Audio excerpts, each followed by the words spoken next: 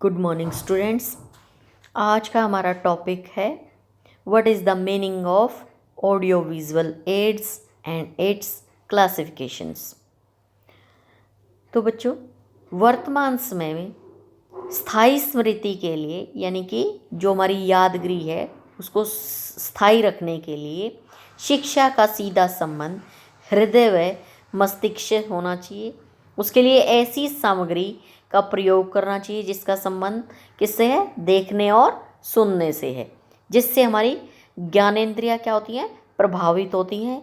ये साधन दृश्य व श्रव्य साधन कहलाते हैं। दृश्य मतलब देखना, श्रव्य का मतलब सुनना। तो दृश्य श्रव्य साधन वो साधन है जो वस्तु विशेष की पूर्ण रूप से स्पष्ट धारणा बनाने का सबसे अच्छा तरीका है।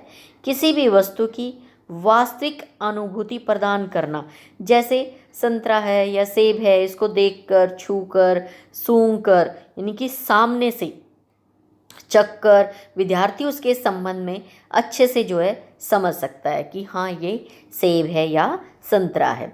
तो बालकों को सीखने व समझने में सहायता प्रदान करने वाली ये वस्तुएं जो अध्यापक के द्वारा कक्षा में इसी उद्देश्य से प्रयुक्त की जाती हैं कि बच्चा जो है उसको ध्यान से सीख ले कि वो क्या है? दृश्य श्रव्य सामग्री का ही रूप है।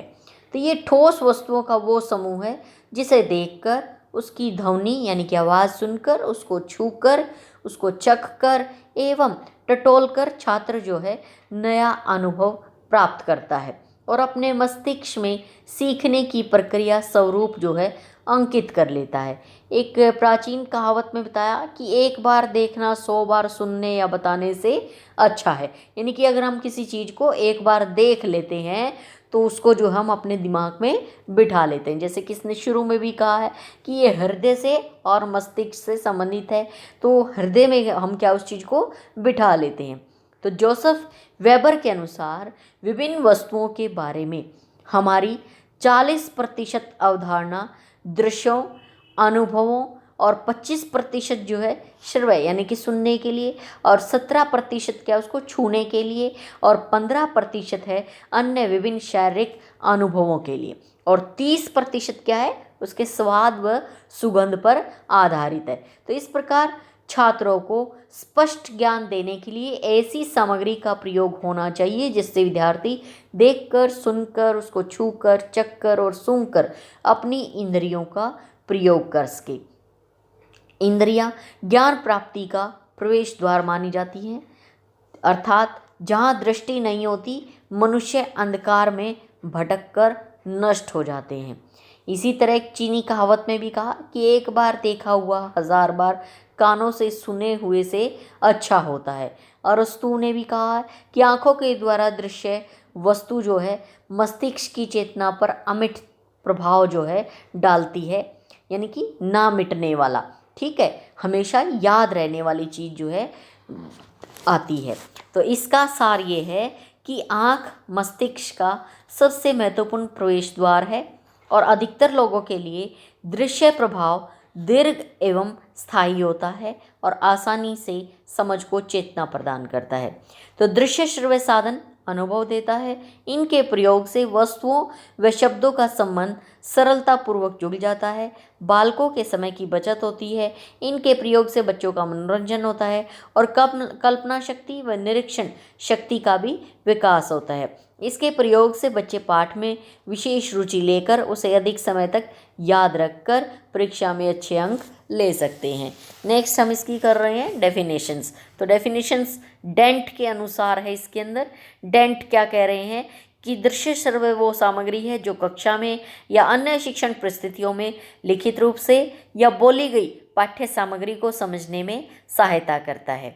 शिक्षा परिभाषा कोश के अनुसार बता रहे हैं कि सीखने की क्रिया में सहायता देने और सुनने के साधन जैसे कि चार्ट, मॉडल, टेप रिकॉर्डर या हमारा चलचित्र या चित्र आदि को जो है दृश्य श्रव्य साधन कहते हैं। इन सब चीज़ों को जो है दृश्य श्रव्य साधन कहते हैं।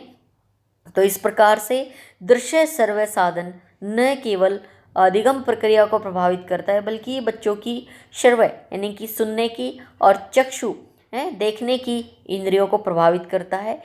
दृश्य श्रव्य साधन हमें प्रतिरूप प्रदान करते हैं, क्योंकि ये देखने और सुनने की दोनों इंद्रियों को जो है प्रभावित करते हैं, इसीलिए इन्हें दृश्य श्रव्य साधन कहा जाता है। नेक्स्ट हमारा इसका क्लैरिफिकेशन दिया है इसने, 2 टाइप्स इसके बताए हैं। 2 टाइप्स कौन से हैं? फर्स्ट इसमें इसने बताया कि based on the use of senses, और सेकंड है इसके अंदर बेस्ड ऑन टेक्नोलॉजी। अब सेंसेस के थ्रू हम पढ़ रहे हैं, तो सबसे पहले इसने सेंसेस पर बताया कि इंद्रियों के प्रयोग के आधार पर शिक्षण साधनों को 4 भागों में बांटा जा सकता है। तो पहला इसके अंदर इसने बताया ऑडियो एड्स, दूसरा विजुअल एड्स, तीसरा इसके अंदर ऑडियो विजुअल एड्स, और चौथा इसके अंदर एक्टिविटी एड्स। तो ऑडियो एड्स क्या है कि इस श्रेणी के अंदर वो साधन आते हैं जो श्रवण इंद्रियों को प्रभावित करते हैं और इस प्रकार सुनकर सीखने में मदद करते हैं। तो वो साधन कौन कौन से हैं? रेडियो, ग्रामोफोन, फोनाग्राम या लिंग्वाफोन, डिक्टाफोन और लाउड स्पीकर, टेप रिकॉर्डर। इनमें बहुत सी चीज़ें ऐसी हैं जो आपने देखी हुई भी हैं और सुनी हुई भी हैं, कुछ ऐसी हैं जो आपने ना सुन रखी हैं और ना शायद देख रखी हैं, लेकिन बहुत सी चीज़ें ऐसी हैं जो आपने शायद देख रखी हैं। नेक्स्ट है आपका विजुअल एड्स। ये साधन चक्षु इंद्रियों को प्रभावित करते हैं और छात्रों को देखकर सीखने में मदद करते हैं। इन साधनों को एक बार फिर से 2 उपश्रेणियों के अंदर बांटा है। तो 2 कौन कौन सी हैं? पहला इसने बताया नॉन प्रोजेक्टिव एड्स, यानी कि गैर प्रक्षेपी साधन। पर ये साधन जो है प्रत्यक्ष रूप से चक्षु इंद्रियों को प्रभावित करते हैं। तो इसके अंदर कौन कौन से साधन आ गए? Model, picture, graph, chart, map, bulletin board, magnetic board, flannel board, museum, photo, poster, globe, specimen and text book, illustrations. तो ये आपकी इसके अंदर ये चीज़ें आ गई जो हम विजुअल करते हैं। और इसी के अंदर ऑडियो आती हैं, वो है रेडियो और रिकॉर्डिंग। नेक्स्ट इसके अंदर है ऑडियो विजुअल एड्स, जो दोनों ही चीज़ों में यूज़ होती है। Television, radio, tape recorder, video, शिक्षण मशीन एंड कंप्यूटर। तो ये सब चीज़ें इसके अंदर आती हैं। सेकंड इसी का पार्ट बताया इसने प्रक्षेपी साधन। प्रक्षेपी साधनों के अंतर्गत दृश्य साधन वर्ग की वो सामग्री तथा उपकरण शामिल किए जाते हैं जिन्हें किसी वस्तु या प्रक्रिया को पर्दे पर प्रक्षेपित चित्रों के रूप में दिखाए जाने के लिए प्रयोग में लाया जाता है। यानी कि पर्दे के ऊपर हम चीज़ें दिखाते हैं। इसके अंदर आपने टीवी के अंदर एड्स में देखा है, वो एक ऐड आती है कि पर्दा साफ नहीं है, मतलब कपड़ा मैला है, वो इस तरीके से आती है ना ऐड, उसके अंदर जैसे दिखाते हैं वही पर्दा की बात कर रहा है ये इसके अंदर। तो वो कौन कौन सी हैं? Silent pictures, film strips, epidiascope, magic लालटेन, माइक्रो प्रोजेक्टर, एपिडास्कोप दोबारा से आ गया इसके अंदर, ओवरहेड प्रोजेक्टर एंड ओक्यूपा प्रोजेक्टर। तो ये इसके अंदर यूज़ होते हैं। नेक्स्ट इसके अंदर बताया दृश्य श्रव्य सामग्री। इस वर्ग में वे सभी साधन, सामग्री और उपकरण शामिल किए जाते हैं जो हमारी चक्षु तथा श्रवण दोनों ही इंद्रियों को एक साथ प्रभावित करते हैं। इस प्रकार सुनकर और देखकर दोनों प्रकार से ही ज्ञान प्राप्ति में हमारी मदद होती है। वो साधन कौन से हैं?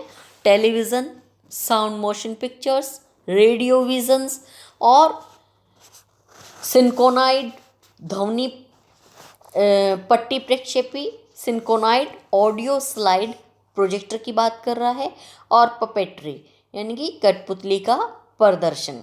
नेक्स्ट इसके अंदर बताया क्रियात्मक साधन। इस क्षेत्र में वो साधन लिए जाते हैं जो देखने में, सुनने और अधिगम को प्रभावित करने में सहायक होते हैं। इसके क्या क्या एग्जाम्पल्स हैं? यानी कि अभिनय करना, ड्रामेटाइजेशंस, रोल प्लेइंग करना, फिर वर्किंग इन ए लेबोरेटरी, प्रयोगशाला के अंदर काम करना, संग्रहालय म्यूजियम की बात कर रहा है, और चिड़ियाघर का भ्रमण यानी कि विजिट टू जू, या फेयर्स एग्जीबिशंस जो मेले और प्रदर्शनियां लगती हैं, या मॉकअप। तो ये सब चीज़ें इसके अंदर शामिल हैं। ये सब हमारा किसके बेस पे था? इंद्रियों के बेस पर। ठीक है, किसके बेस पे था ये सब? Based on the use of senses. ये हमारे सेंस के थ्रू जो हमें बताते थे। नेक्स्ट है हमारा इसके अंदर classification on the basis of technology. अब ये टेक्नोलॉजी के आधार पे हमें बता रहा है। इसको 3 भागों में बांटा है। सबसे पहले इसने बताया सिंपल हार्डवेयर, सरल हार्डवेयर। दूसरा इसने बताया हार्डवेयर। तीसरा इसने बताया सॉफ्टवेयर। अब तीनों के बारे में बता रहा है। सिंपल में इसने किस किस चीज़ को लिया है? एपिस्कोप, डायस्कोप, मैजिक लालटेन, epidiascope, slide projector, film strip projector, ओक्यूपा प्रोजेक्टर एंड ओवरहेड प्रोजेक्टर। और हार्डवेयर में क्या लिया है इसने? टेलीविज़न। देखो जो चीज़ ये सब चीज़ समझ रहे हो ना कि हार्डवेयर क्या होता है, सॉफ्टवेयर क्या होता है। मेरे ख्याल से ये सब चीज़ें जो है आपके लिए मतलब बताने की ज़रूरत नहीं है, आप इसको अच्छे से जानते हैं। तो टेलीविज़न इसके अंदर, radio, tape recorder, software, teaching machine and computer. Software में हमारे कौन कौन से साधन आ जाएंगे? इसके अंदर शामिल है slide, film strips and pictures, maps, charts, photographs and printed material, model, graph and programmed material. ये सब चीज़ें जो हैं इसके अंदर आ जाती हैं।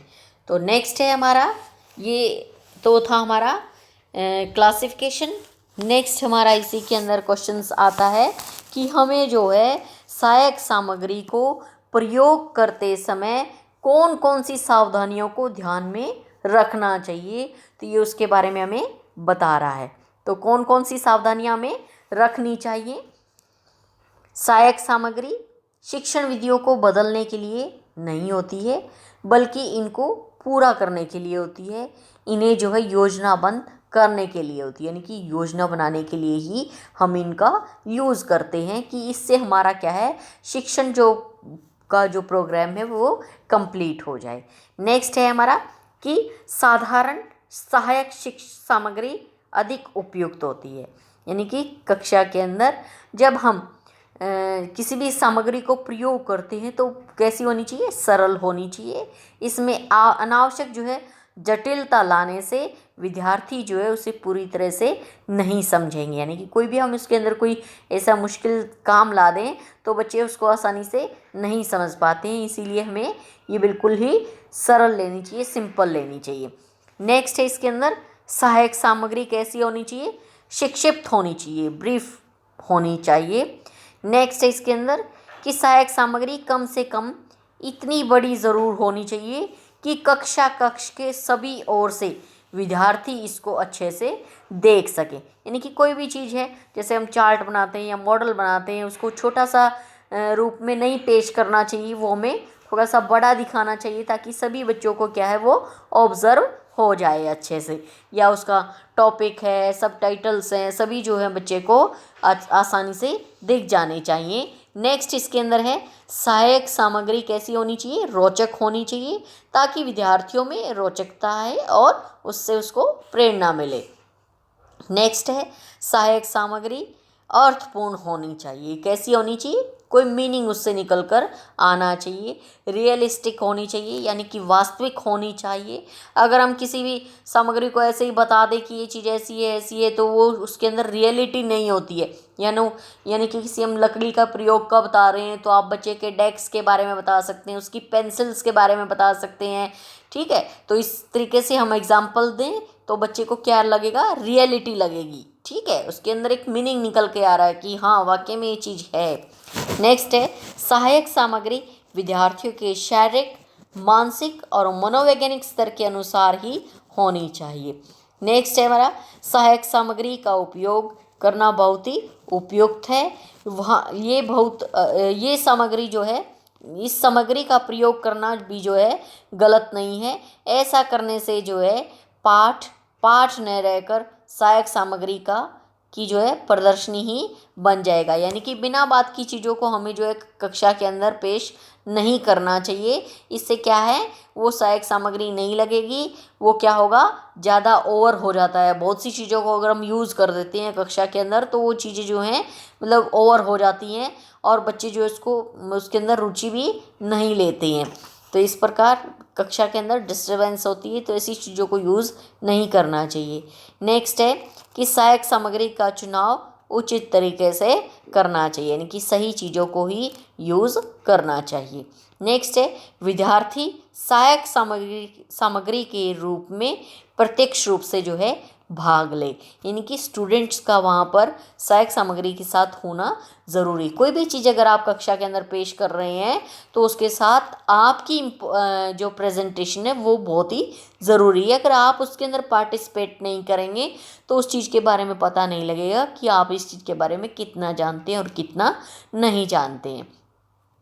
तो बच्चों, आज हमने जो है ऑडियो विजुअल एड्स के मीनिंग और इसकी क्लासिफिकेशन और इसकी यूज़ के बारे में चर्चा की है। नेक्स्ट कक्षा में हम नेक्स्ट टॉपिक के साथ आएंगे। तब तक के लिए have a nice day. Thank you.